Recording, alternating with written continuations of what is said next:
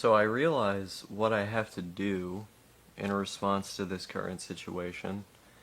Um, I have to establish a new YouTube channel in order to make contact with the outside, as I'll now call them, because my fucking computer broke, and um, it's very, very complicated to get into my account, and I have several layers of authentication which are required in order to do that. Um, so, I am going to be talking to myself here, I guess, for a while on this new YouTube channel, but once I can actually connect my hard drive to a computer that would allow me to boot off of it, I will be able to talk to the outside world again in a more substantial way. Um, Again, obviously for now, I'm relegated to doing this on this strange ghost channel. That's what we're doing now. Thankfully, I was able to get in contact with my girlfriend again, who, you know, at least right now, lives in another country. Um, she makes me really happy. And it feels nice being able to talk to her. So what actually happened to this thing is I was sitting at the computer like this, right? I don't have my fucking keyboard and stuff on this now because uh, obviously I'm using the keyboard on the laptop, but I was sitting at the computer right here, and then I had my microphone right here as I was talking to my girlfriend, and then my fucking microphone falls on the top of the computer. It freezes on the screen, so I'm like, oh, okay, I just have to turn it off and then turn it back on so that the video card can stop erroring out. And then I come to find that no, it didn't error out. It just doesn't display an image anymore. So I go inside and I'm looking through and I'm trying to make sure all the wires are connected because I thought that the thing moved around a bit and something got disconnected, which was why I was having the problem. No, that wasn't the case. So I go to the back and I try to make sure the HDMI is connected properly. It's in fully just like it was before. Same thing at the monitor. I test the monitor out to make sure it's working with other content, just to make sure there's nothing wrong with that. Monitor works fine with other things. So then, I go to my computer and I'm looking at it and I'm thinking, oh God, I think it's been cooked. I think it literally doesn't work anymore. And it's most likely an issue with the motherboard, because the motherboard in this machine has been causing problems for years now, literally since I got the damn thing. It has this problem where it freezes after a couple hours of use. Sometimes the time can vary depending on how much I'm doing or what I'm doing, but nonetheless, it will freeze for no apparent reason, which is typically due to something being wrong with the motherboard. And so I believe, at least, that that crash on the top of the case led to some sort of rupture within the motherboard that is now rendering it inoperable. And therefore my computer is not working. I think I can probably fix this by just getting a different motherboard and putting all the parts inside. But frankly, at this point, I would rather just get a new computer with mostly all new stuff. Like, I've got I think a 2060 Ti in this thing. You know, good video card, but not the best video card. I'd rather have like a 4080 or something like that. You know, something a bit newer. But we'll just have to see, right? Um, I'm saving my money right now for other things, but you know, good things come in due time. That's how I like to look at it. I think, I said this to my friend. No, thank you. I said, is it true that I wouldn't be in this situation if I kept all my passwords on like a piece of paper or something, which is what I used to do? I used to not even store them digitally. Like, yeah, probably. Things would be going better if I did that. But also, uh, you know, struggle is a necessity. Good things come out of struggle. And my life would be a lot less interesting if it continued being as convenient as it once was. So, you know, that's what we're doing now. It really do be like that sometimes. I don't know if you guys realize this or not, but I'm on a fucking Libre booted ThinkPad T400 right now. That's what I'm using. Um, this is my main computer. It's the computer that I use for everything, actually. Now, I used to have a desktop that I was running Debian on that was supposed to be my main computer, but then it broke, and so I had to pull this thing out from the ashes, rising like a phoenix, or in this case, I guess a moose. I believe that was the uh, logo of Libre Brute, the icon, and it's what I use. If I recall correctly, this thing is 64-bit, although it's still quite primitive. Um, Very slow on most modern websites, like for example, if we are to look at my channel without using like a open source front end or something like that, yeah, I mean it's pretty clear that this is going to run slow. Even though my videos aren't uploaded in like a very high resolution or something, um, this is how it looks, right? This is what happens. Um, and this is what you get. You basically have to watch the videos in 240p, maybe 360 on this website, and it's fine. But there are other websites you can also use, and on those websites, I won't direct you to which ones or say which ones, but videos will load faster. In fact, just like normal YouTube. Also, can I complain for a moment? I really hate how they just put news, like when you're not logged into YouTube, they just put fucking news on your feed, unless you've been sitting on here watching videos like for ages. It's terrible. I want it to go. I want it to stop. But, yeah, I use this to video chat with my friends and my girlfriend, and I use this to do internet banking and email and upload videos to YouTube. I have not tried out the video editing capabilities of this thing. I don't have Kdenlive on here. Maybe I should, just to see how it works, but I kind of have a feeling it would be quite slower than what I'm used to. Unfortunately, Anki does not work, my language learning app. So I've been studying using other programs or just self-study, like material I've cultivated myself. But I really wish Anki still worked on this architecture. The architecture's too old to support it, based on some of the recent updates. It's very unfortunate, because I love that program. Anki is so addictive.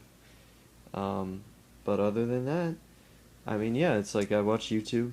I use Element, otherwise known as Matrix, to talk to my people. And yeah, I mean, I'm running on a Libre booted T400 from, when was this computer released? Like 2005? I think it was released around that time. It's really old. The only reason I have it is because it's Libre booted.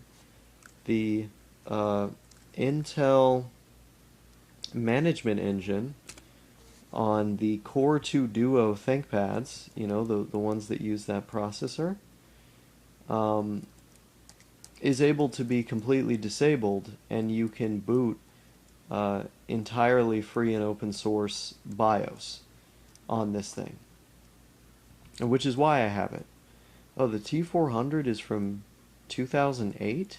Okay, well, yeah, so I'm using a computer from 2008 in 2024, almost 2025. It suits my needs. It works for me. Thinking about it in retrospect, there was a time when I was just like Don Quixote. In the story of Don Quixote, he lives in this kind of rapidly developing yet mundane and boring society, free of the kind of imagination and adventure which was present in the medieval stories that he was reading. And in the context of that society, he finds himself disillusioned, bored, and imagination takes over. You know, the everything about his existence becomes inflated. He looks at his, scrawny, kind of dilapidated horse as a powerful steed fitting of a knight such as himself. He views his squire, who in many ways is like his alter ego, in the sense that he knows exactly what's going on, that this is crazy, and that what he's riding is a fat donkey, representing the kind of prudence innate to the other side of humanity. This type of character's opposite. He nonetheless sees him, even though he's his foil, as this romantic kind of squire. And if you look at all of the events transpiring throughout the book, namely the windmills that he views as giants that he begins jousting against, or the inns which he believes are castles with moats and drawbridges, all of the street women, as they were called around that time, otherwise known as prostitutes, that he would refer to as fair lady and fair maiden and these sorts of things. All of these events in the story kind of clearly indicate a person who's lost their mind, right? Someone who is completely insane. And I think a good moment when you see this is when the one of the innkeepers that he meets after going into the inn, notices that he believes this is a castle, and he says that he wants to be knighted. And Don Quixote believes that he has to spend 24 hours meditating before he can be knighted. And he ends up causing so much trouble in the process that the innkeeper says, no, 2 hours is good enough. And he knights him right there. And Don Quixote goes off on his journey. Of course, because the innkeeper is just fed up with him and wants to get rid of him.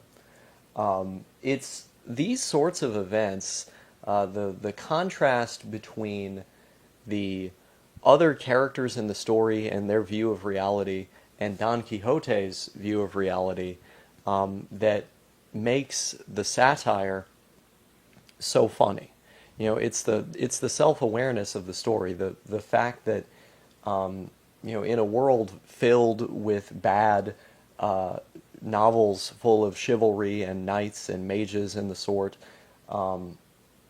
here was a story that that asked, what if someone were to lose it and believe that all of the things in those stories were actually still happening in the modern day?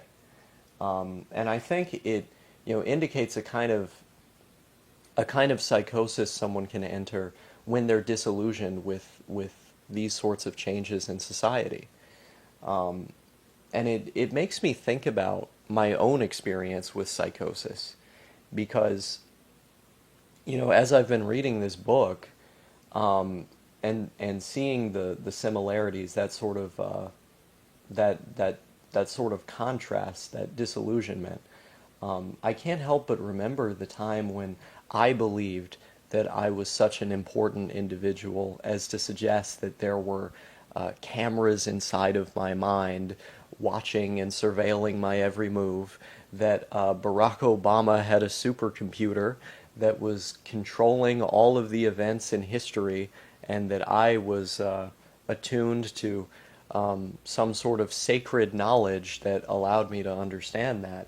I mean, really just viewing everything in reality as being a much more inflated version of what it actually is, and drawing some absurd conclusions from that.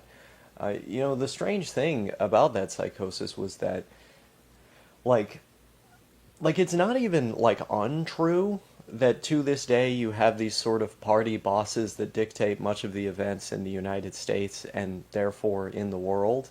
But like, to view it, that concept, in such an inflated manner, like they literally have a supercomputer that's leading to certain events, um, is completely insane, right?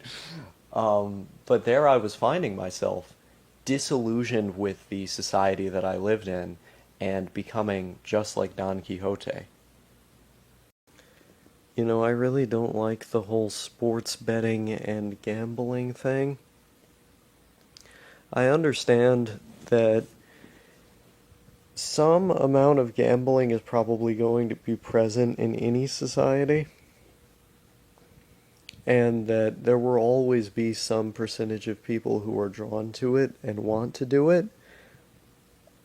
There's also going to be some people who are able to do it responsibly, and some who are not. From the data that I've seen, gambling is an addiction which is more likely to be induced in people than an addiction to any of the well-known illicit drugs. I mean, think about that. It's a lot of people that get addicted to gambling. And I think we don't typically think about it because, as of now, most people's perception of gambling, I think, is still based on Las Vegas and going there for 1 or 2 days and not going again for years. Or maybe traveling to another state's Indian reservation to go to a casino once every year. I don't think people necessarily understand how bad gambling has gotten in our society, particularly with stuff like sports betting. Because, I mean, at this point, there are casinos you can go to in a lot of states where you're betting on literally imaginary sports, and it's just a way of getting around the existing gambling regulations that keep people from going to regular casinos. They have to call them gaming halls and things like that. Um, and it creates this insidious kind of thing where, because I'm going to call them stations of gambling, are nearby where they live, they're more likely to get up and go there and become a regular. I mean, the same is true of lotto tickets. How often have you gone to a gas station or a general store of some kind and seen the line for the lottery tickets be this gigantic, like, long line, sometimes extending out into the door? I know, me personally, I've seen it a fair number of times. It's pretty wild. And you have to ask yourself, like, why is this necessary? Like, in what way is society benefiting from this? And so, I think the lottery ticket stuff is something that you can absolutely remove. But I think, moreover, when it comes to sports betting, like on actual sports, not on these fake sports. That's a loophole that needs to get removed. But on actual sports, you could have it legal, but you would have to go to a physical place in order to do it, and maybe there could even be a restriction or limitation on how much money that you can bet at once. I think maybe that restricting how much you can bet at once would create like possibly like a parallel economy, a black market. Um, so maybe you could restrict how much one can bet in like an hour after already betting. Um, Actually, that might incentivize people to bet even more when they start out. Okay, so no restrictions on how much you can bet. um, but uh, yeah, just have a physical place that you can go to that can't be near schools, can't be near certain other public infrastructure, um, not in a residential area. Like you have to go out a fair ways in order to get there. Um, and I think it should be like a plain looking building. It shouldn't be legally allowed for them to advertise uh, in a strong way what they are. I think it should be more a thing of, okay, we just know what this is, right? Um,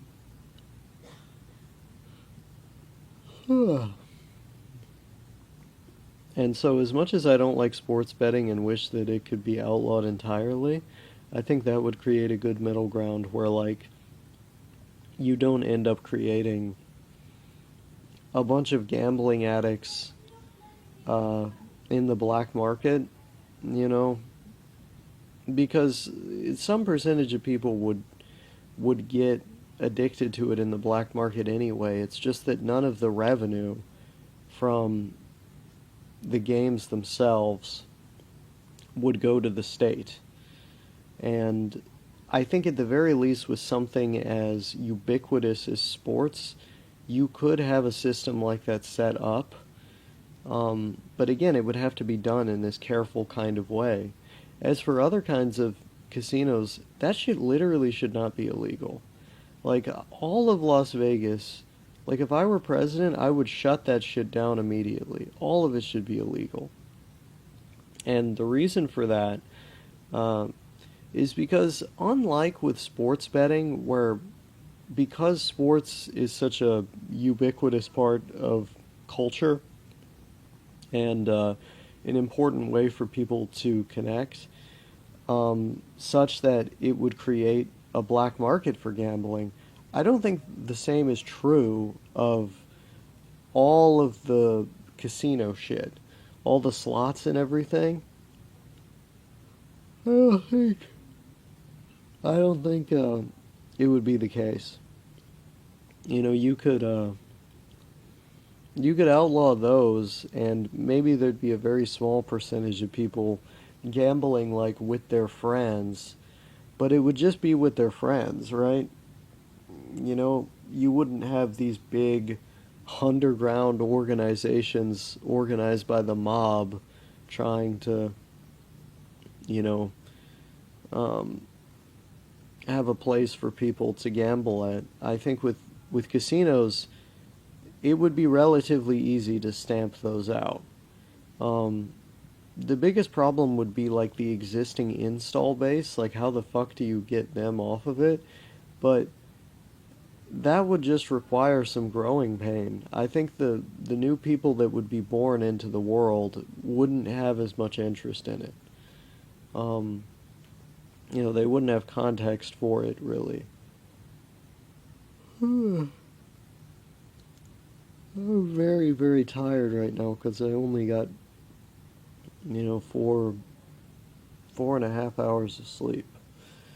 I've been trying to go back to sleep, so I took sleepy time meds. Um, it's causing my brain to be very slow. But, what was I gonna say?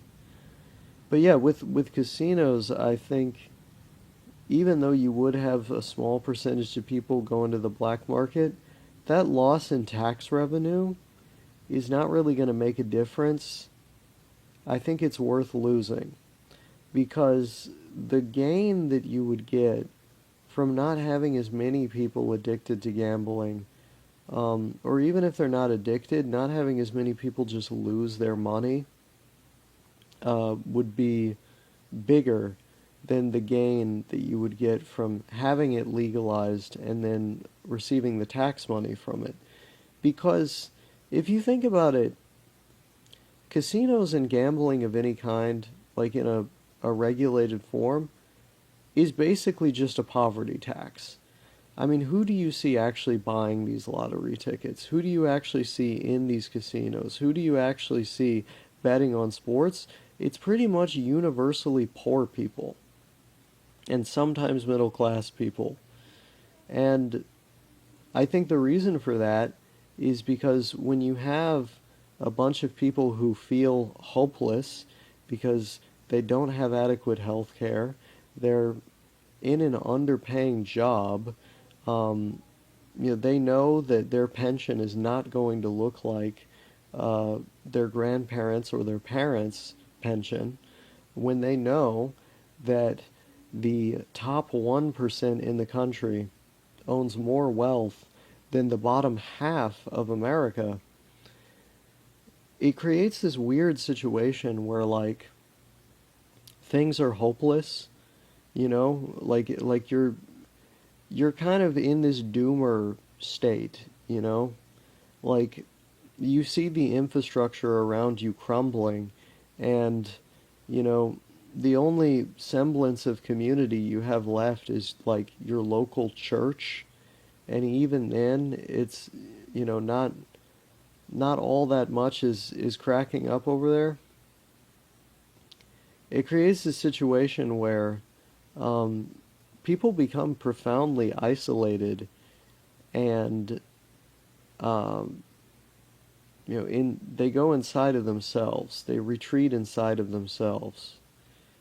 And so they go home with these lottery tickets or they go online with the online gambling stuff, and they end up wasting the money that they could otherwise be saving in order to actually get out of poverty, or at the very least reach a better, you know, economic position in the world, if not get out of poverty.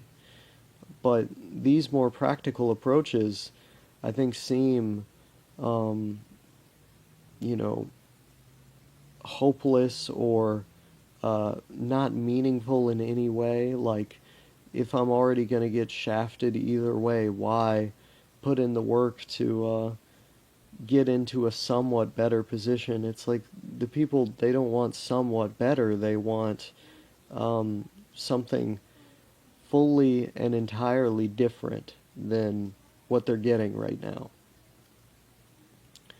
And so I think they turn to these shallow addictions which don't produce any happiness in the long run. They just produce more sadness and guilt and desperation. Um, it's possible that they could, provide some excitement in the moment, but it all has a much greater long-term cost. Um, and they end up just wasting their money, all their money just thrown away. It's very strange. I myself have never gambled, so I can't exactly relate to it because it's always been a thing that I've seen and then thought, why the hell would someone do that? What would you even get out of wasting your money in that way? But I think I just explained it here. You know, they're hopeless, they're upset, they're frustrated, they are lacking in meaning, um, and then they turn to these shallow rewards in order to attempt to drown out the desperation and pain that stems from their adverse material conditions, their bad economic position, which is a sad thing, you know, which is why I call it a poverty tax. It's like the wide availability of these things preys upon the insecurities and fears of the most marginalized people in society, people who often lack any real education and therefore do not have financial education. Um, this is why so many of those people lining up for those tickets think this is going to be my big break. I can get out of this situation now. And I just need to get one more, and then I can get out of this situation. I mean, it's terrible. Like, people who haven't had good education and who've had to drink bad water and go to bad schools and had a bad diet and bad parents and bad genes and everything literally don't know better a lot of the time. And it's like, do we really want a system which takes advantage of these people's faults, or do we want to create systems where the children of these people can end up in a significantly better position than their parents? I know which one I would rather have. But having these sorts of things around, I think, only entrenches these people in poverty, and of course the cycle repeats as a result. Um, and I think if instead of indulging in these kind of things, if people actually turned their attention and ire toward the robber barons that are taking advantage of people in this way through operating these huge mega corporations in the sports betting industry and the gambling industry more broadly, then I think we could see some real change. Like, if you ask me, that money was literally stolen. Sure, there were a number of people who consented to those transactions, in the sense that they weren't addicted, they weren't completely in the throes of dependence, mind controlled by this activity. But I bet most of the money those industries receive is by these kind of serial gambling addicts. And so that money might as well be stolen, right? It's blood money. And if it's blood money, then the government, representing the people, should be able to take all of that money and then put it towards things that people actually need: education, roads, water systems.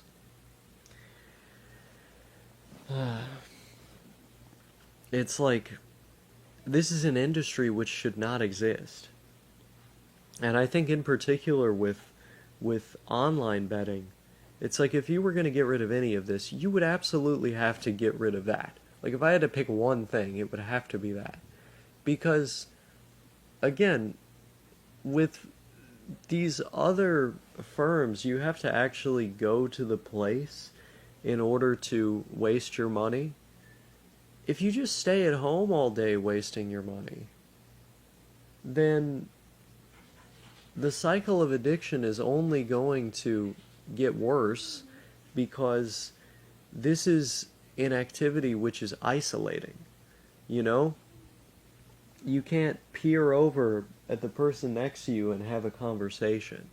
You know, you're not surrounded by other people, some of whom would be in a much worse situation and can potentially remind you of the fact that, you know, this is what gambling can do. In the same way that, like, many people have had wake-up calls and realizations about drugs and alcohol from seeing the local homeless population that deal with those issues. So it's a complicated issue, but it's one that I feel strongly about.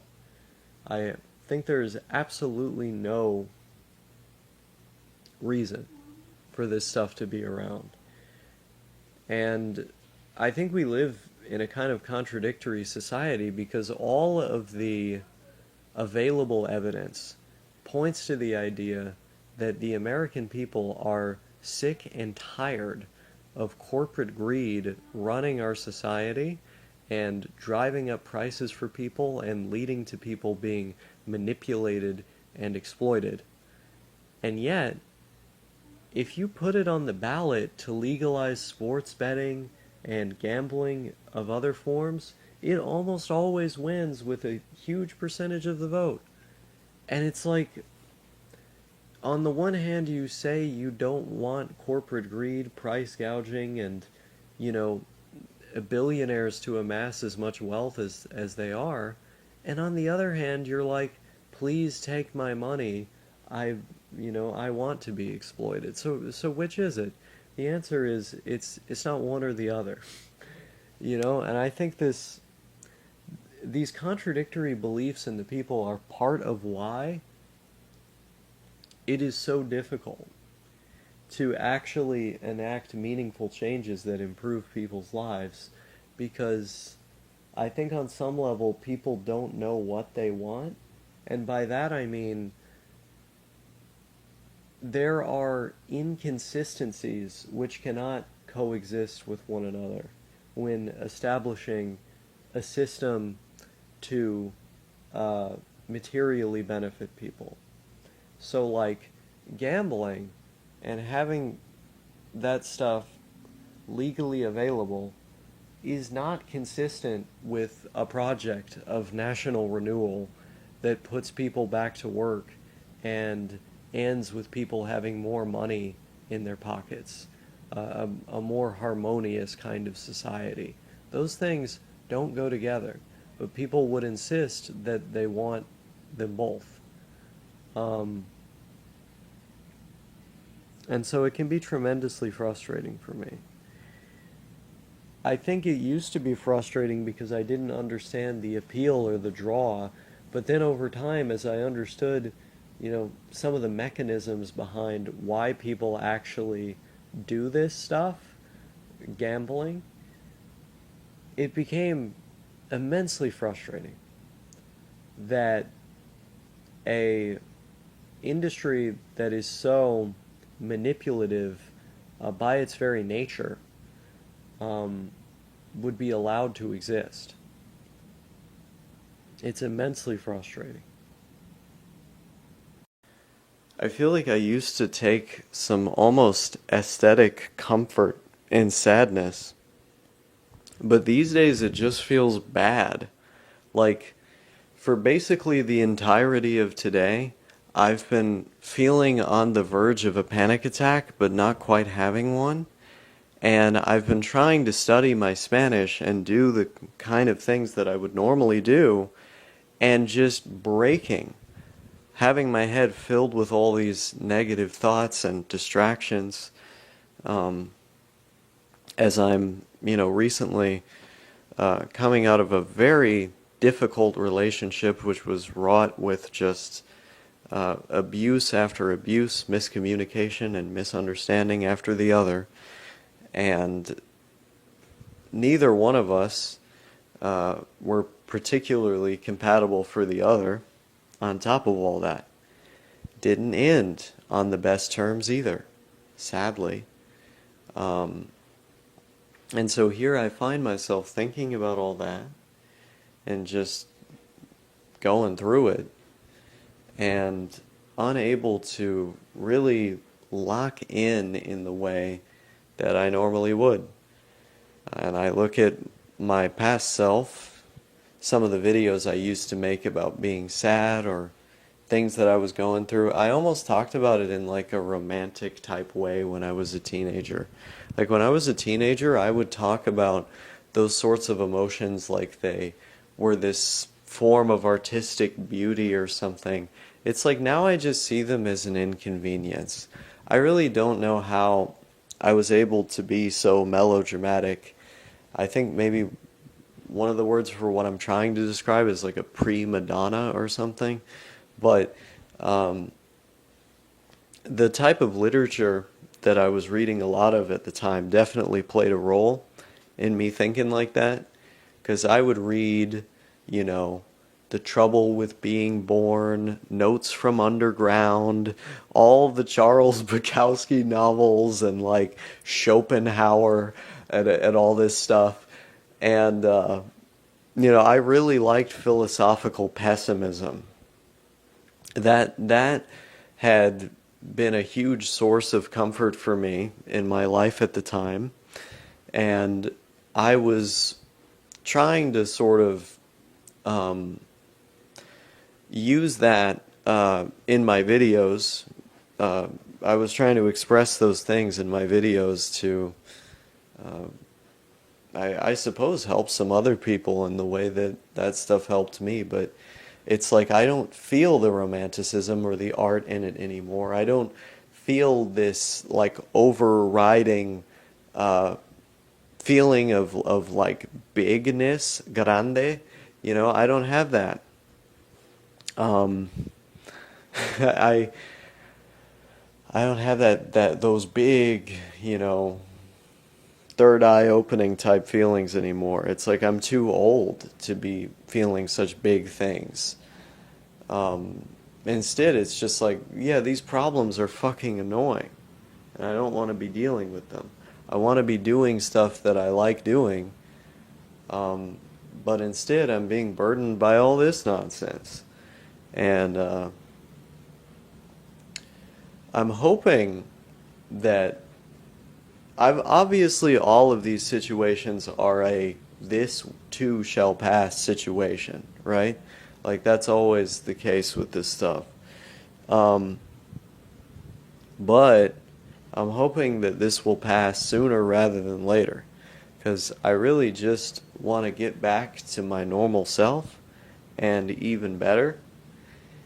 But I got those divorced man vibes right now. I'm really trying not to emit those, but it's happening. It's what I'm experiencing right now. Um, and I don't really think that um, acting on it in one way or another is fair to the people around me or to myself. I think having more of a just transition where I just move away from all this stuff, that whole moment in my life, that whole time period would be much better. You know, it's like I remember various relationships I had been in and been through, and as you get out of them, it feels so incredibly terrible for a time, and then you get out of it and it's done. I mean, it's taken months before, but then it was over. I didn't worry about it anymore. I'm sure it'll take I don't want to say I'm sure because then I'll jinx it, but I'm hoping that it will take less time even though this was a marriage rather than a relationship. Um I just I want to make it out of this. Uh and I'm ready for the brain to do its natural thing that it does, where it takes the experiences it has witnessed and processes them. I need my processing power to go up right now. That's what I need. Um, I also really need to fuck. Like, I need to fuck so bad. It's unreal how bad I need to fuck. It's like, I'm horny fucking. When I'm not sad or studying, I'm fucking horny 24/7. I need to fucking get my dick wet so bad right now. It's unreal. You know, being in this room reminds me of being with my ex-wife way too much. Like, everything I got in here, like all of this shit, I mean, some of this shit's literally hers, like her childhood games. And she just left it here because she expected to come back. But now she really doesn't want to come back, and I also really don't want her to come back. But that's the weird thing about it, right? I initiated this whole discussion, discourse, and she was begging me to stay in the situation, escalating into threats and disrespect and things of that nature.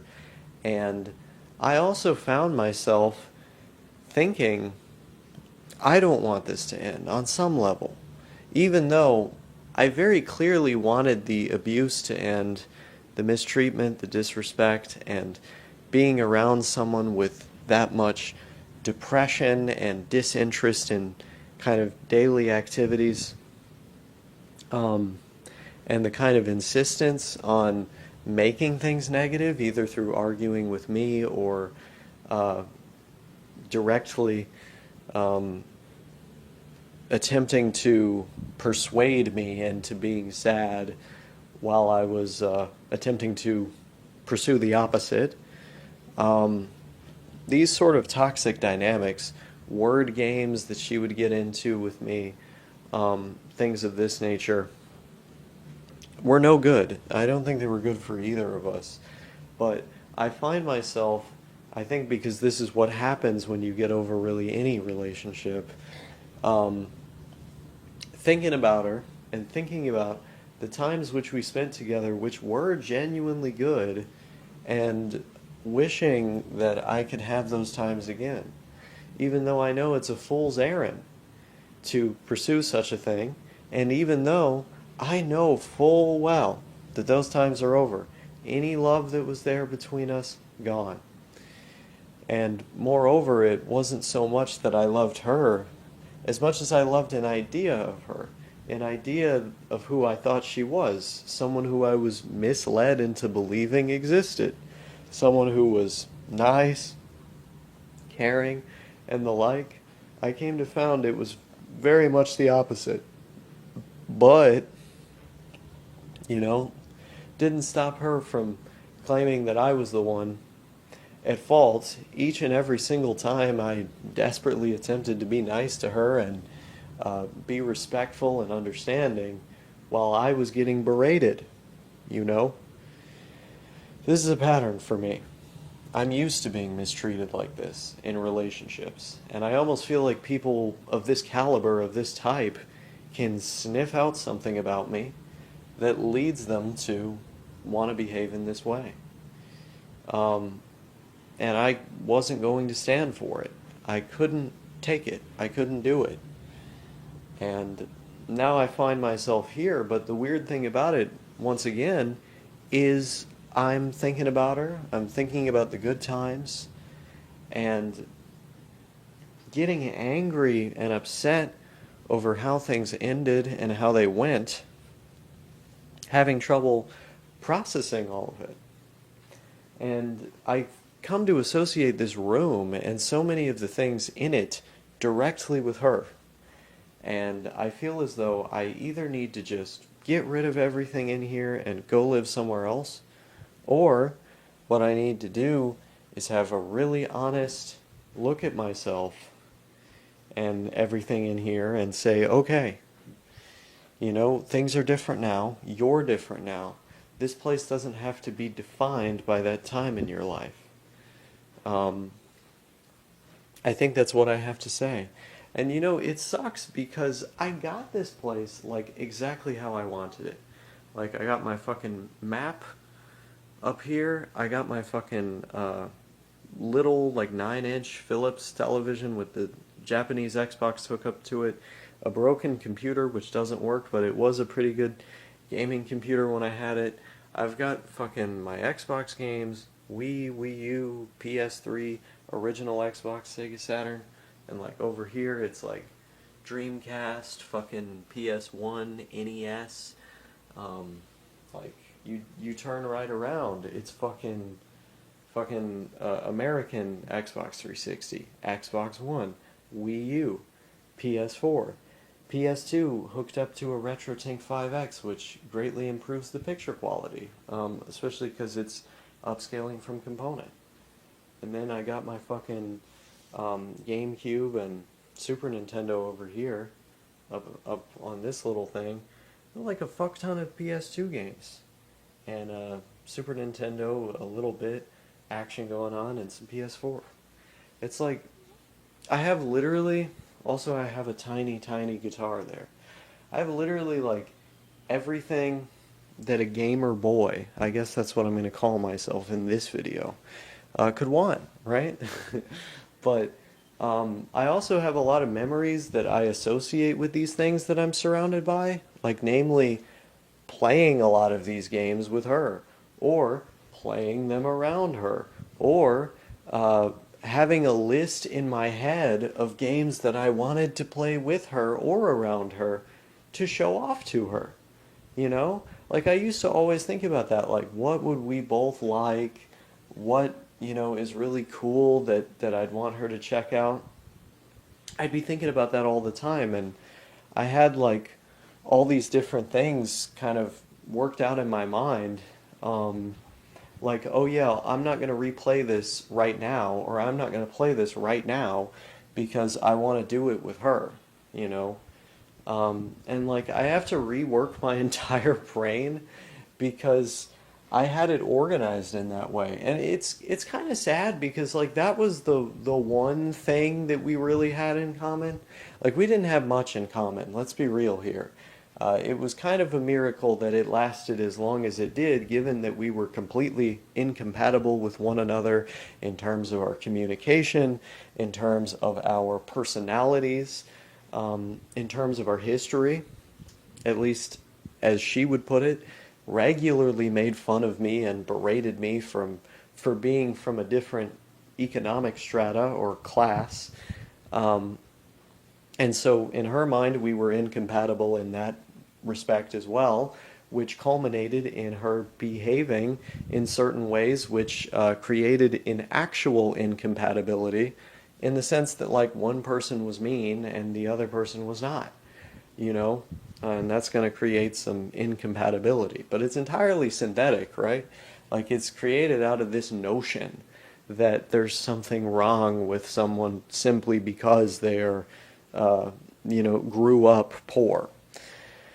I wouldn't consider myself to be poor anymore, but yeah, when I grew up, it was like that. But it's strange, right? All of this is very strange, and moreover, um, I look at these things, and yeah, those associations are ones that I'm making. Fucking Sonic Adventure, the first game I ever played, when she was here, I just sat on the bed and watched her play through the whole thing and like talk to her about it. And it was kind of fun, right? This is one of the few times I had fun when she was here. But um, those things are few and far between, right? Um, and it the thing too about it is that she was like the only gamer friend I've really had. You know, when I was in school, there were friends I had. I'd go over to their house and we'd play video games. I mean, it was all just the mainstream stuff. I liked that stuff back then. Your military shooters and the like. We'd have fun, even though I was into the retro stuff and the deeper, weirder Japanese stuff at the same time. I would still be able to play all that, but it wasn't this kind of deep, friendship over the hobby.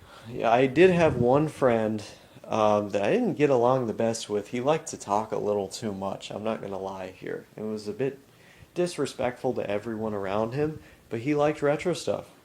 And he'd play Nintendo 64 with me and Super Nintendo. And it was a good time.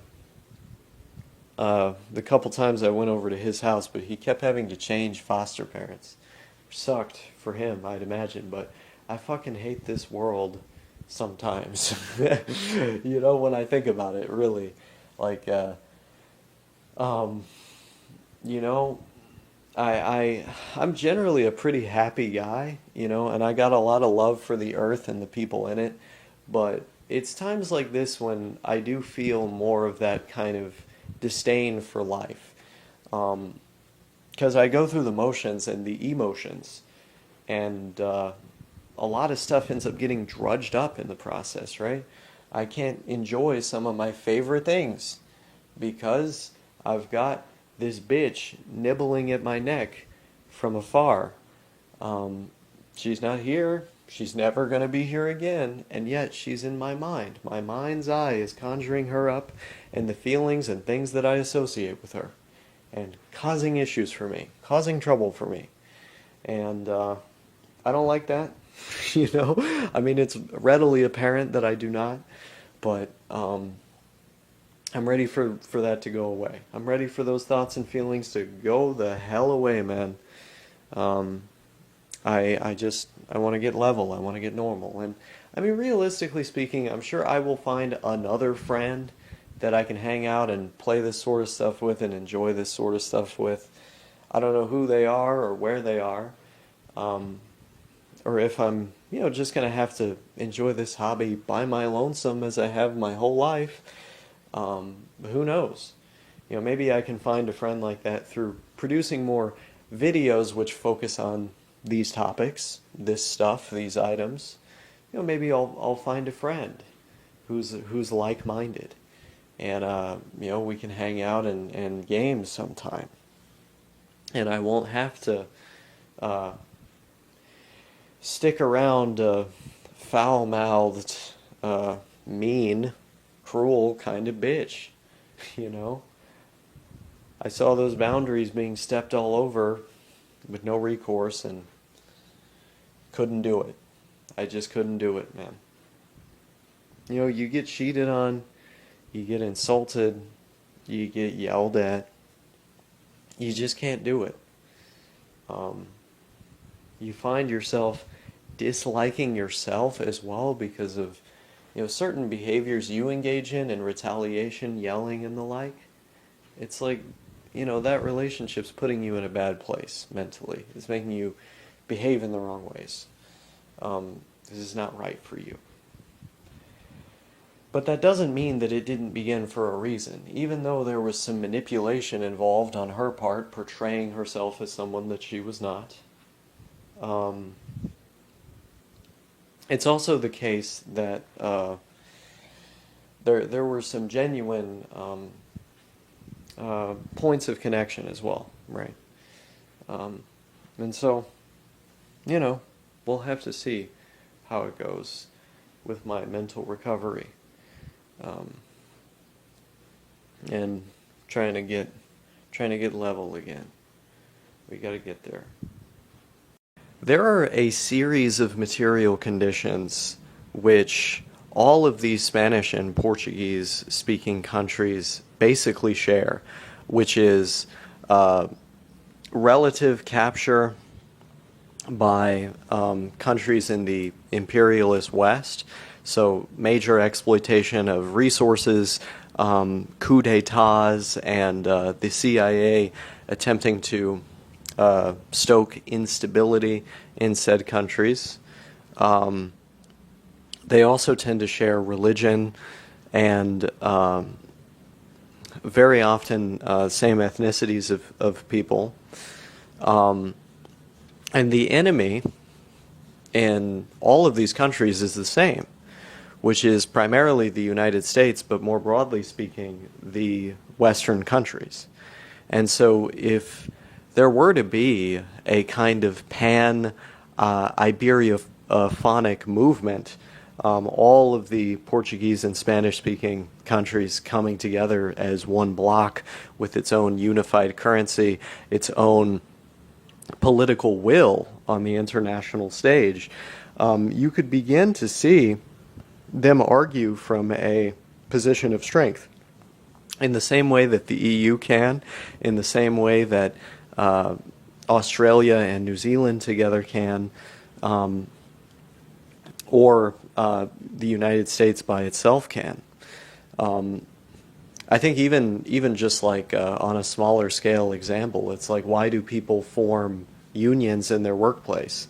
It's so that the voice of all of the workers can hold a candle to the voice of the CEOs and the shareholders who otherwise are going to come at a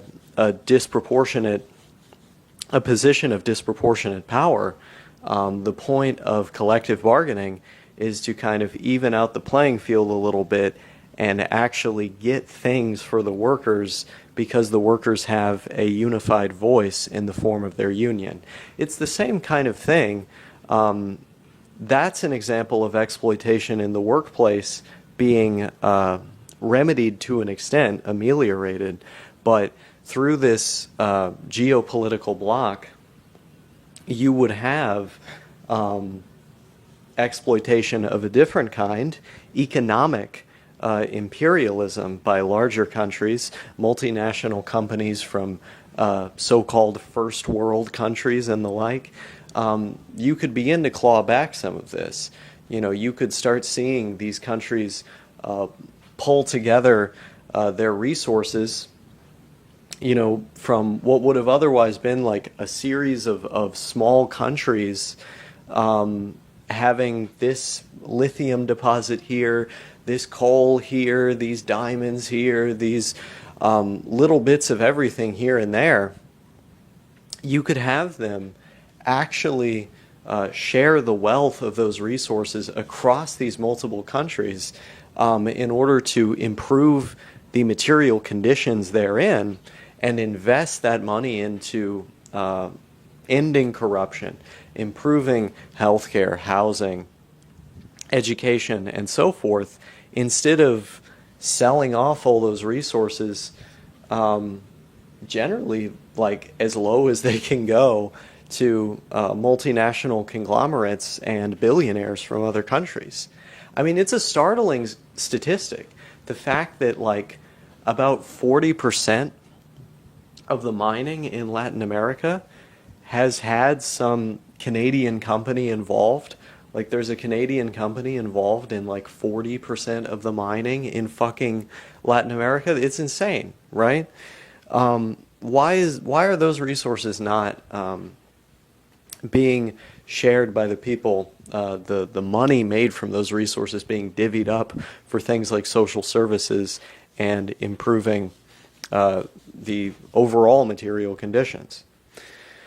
And so I think when you look at the history of right-wing military juntas being funded against popular elected governments in the region, when you look at drug cartels oftentimes being trained and given weapons by the American government, also to fight against popular elected governments, the usage of sanctions against individual countries for engaging in policies which disagree with international commerce, and so forth. I think the only way to give some of that sovereignty back to the countries in the region is for all of them to act as a unified bloc, who would then have much more power because they'd have a louder voice. They'd have more resources that they can pull from. If Venezuela or Nicaragua or any of these other countries, Cuba is a good example, end up getting sanctioned for any number of policies the U.S. government might disagree with. Usually it's nationalization of certain industries that gets under their skin, but whatever it may be, these things are going to actually serve their purpose in a kind of unified bloc.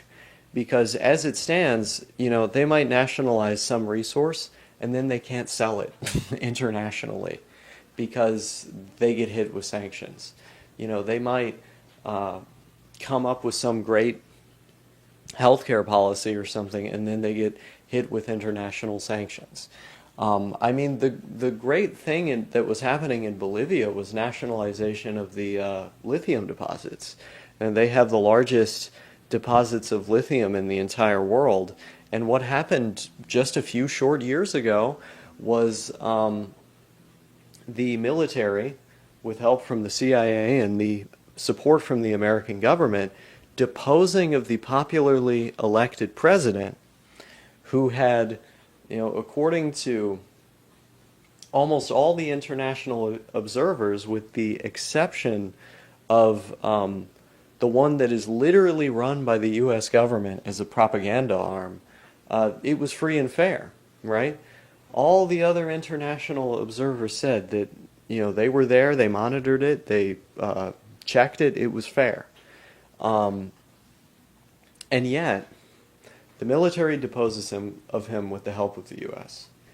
And they install an incredibly unpopular far-right politician from the white minority of the country, who comes out with so much religious fervor saying that this is going to be the end of indigenous religion in this country and devil worship and God is back and all this sort of thing. Like, that's who we got in bed with. And as this was happening, she literally triggered mass inflation and economic hardship in the country by attempting to privatize as many public services as possible, including, I believe, she tried to re-privatize water in Bolivia, which was a major problem there before, Evo Morales and his popular MAS movement for socialism had come into power and fixed a lot of those problems. I mean, Bolivia was consistently one of the fastest developing countries in the world at the time when MAS was first in power under Evo Morales. They had the highest growth of wages above inflation, and it didn't trigger inflation. And this was coming from the Financial Times analysis, by the way. They called progressive policies in Bolivia an incredible success story. And many of the campaigns to clean the water and to do environmental conservation, provide social services like health care and welfare payments to the people, came directly from nationalizing industries' core strategic resources within the country. And all of this, had been actively opposed by the U.S. for quite some time. They wanted them out of there, and they got them out of there just a few short years ago. And thankfully, they were able to have democratic elections, and MAS was put back in power, although not without some strings attached, right? The guy that they get was part of the more neoliberal faction of the party. But nonetheless, they were still able to undo some of the worst of what the previous government, the coup government, had done, without nationalizing the lithium. They had to take that off the table, I think, in order to keep their candidate from getting shot or something along those lines, to keep another coup from happening potentially. And I mean, that's sort of the world we're living in, right?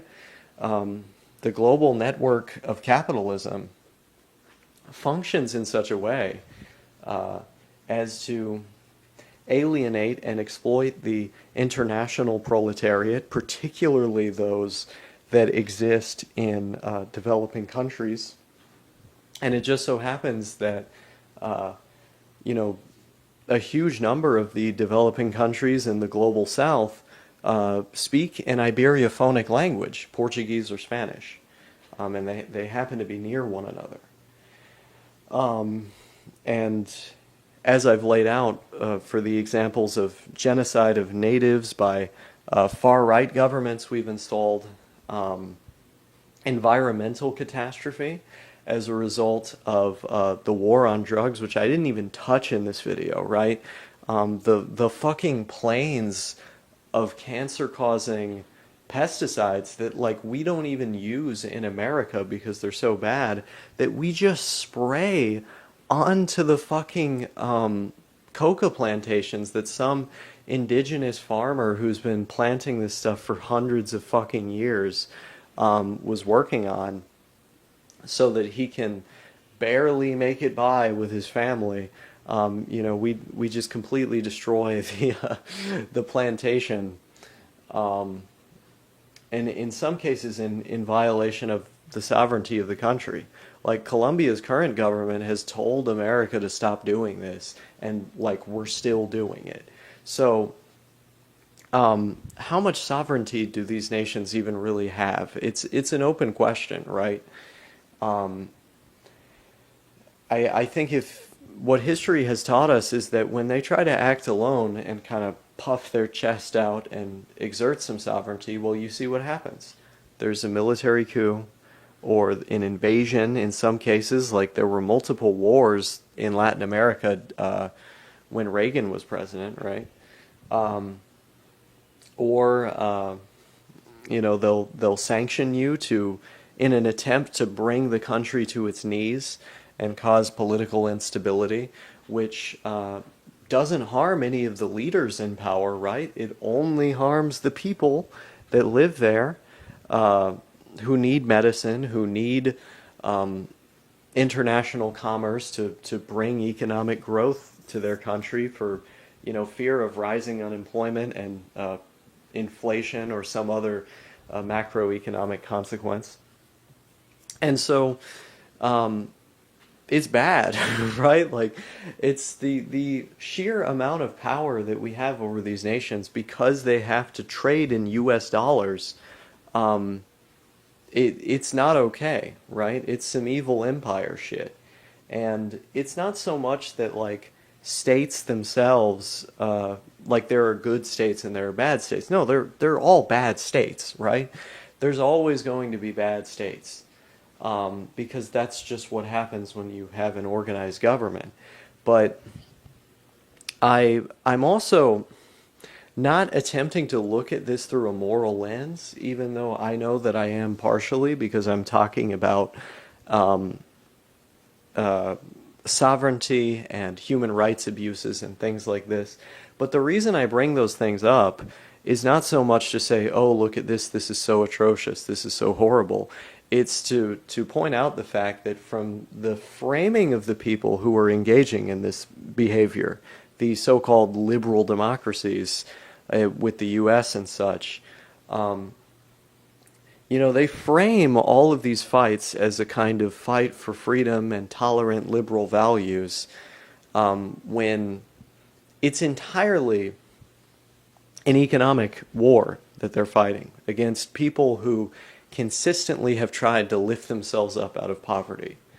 I mean, in the case of the 1950s, when Eisenhower was president and we installed the first Banana Republic, the reason it got that name, Banana Republic in Guatemala, I believe it was because the United Fruit Company had directly asked the government if we would depose of the Social Democratic Party in Guatemala at the time.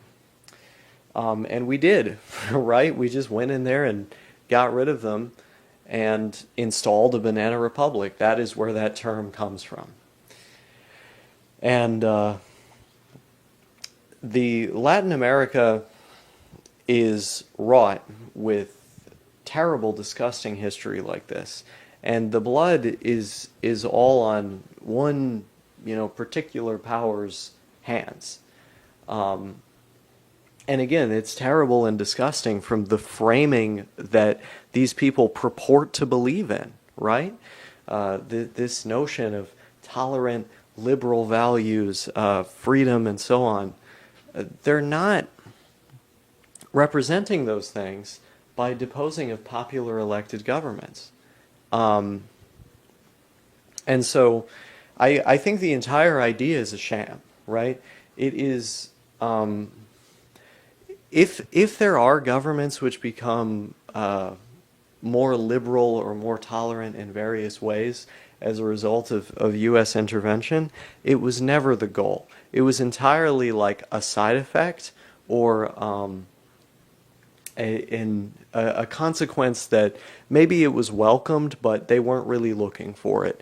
The only thing that they're looking for in each of these instances is to ensure economic viability in the region for U.S. companies and multinational companies. And so I always go back to the plants which exist near and around these coca farms, which have been lost, some of which have been extinct, and the groups of people that have died as a result of them funding this, physical, violent war against people who live there. I mean, it's the same thing with Alberto Fujimori in Peru, genociding massive amounts of native people under the guise of stopping communism, and with U.S. support as well. It's a story which has been repeated there again and again and again.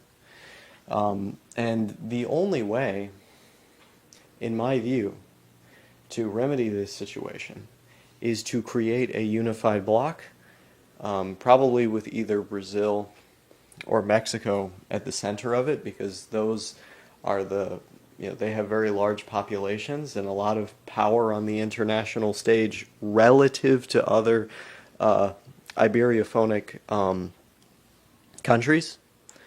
And so they would probably be at the center of it, but it's like everybody would have a say, because the broad strokes, like, interests are shared. And when we look at the balkanized state of that region, the way that these maps, the way that they're drawn, don't even make a lot of sense. They're just like colonial borders that had slowly changed over time as various revolutions transpired against the crown of Spain and Portugal. It created this strange situation where these guys are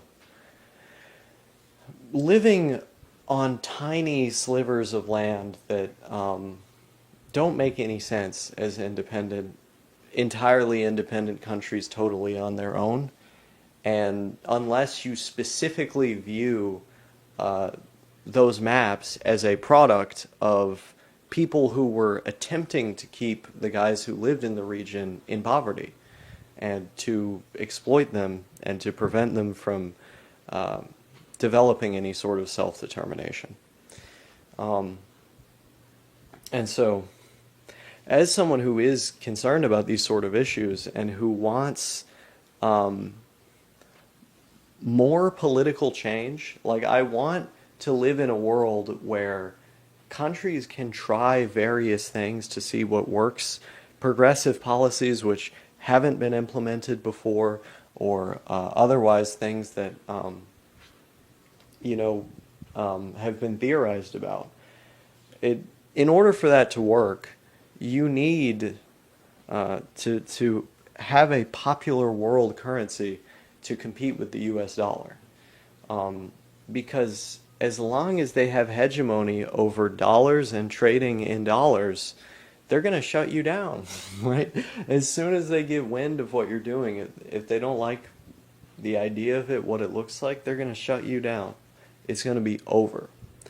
And so the system needs to fundamentally change, and it can't unless all of these little guys get together as one big guy.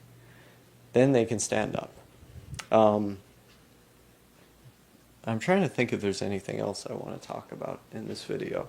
I mean, it's crazy because, like, there's been so many different interventions that happened, like Project Cybersyn in Chile, the cybernetic socialist government that existed in Chile under perfectly normal liberal democratic institutions with a constitution and all, overthrown by the U.S. government, and they installed a dictator, which, in the form of Pinochet, which threw people out of helicopters and things of that nature, basically let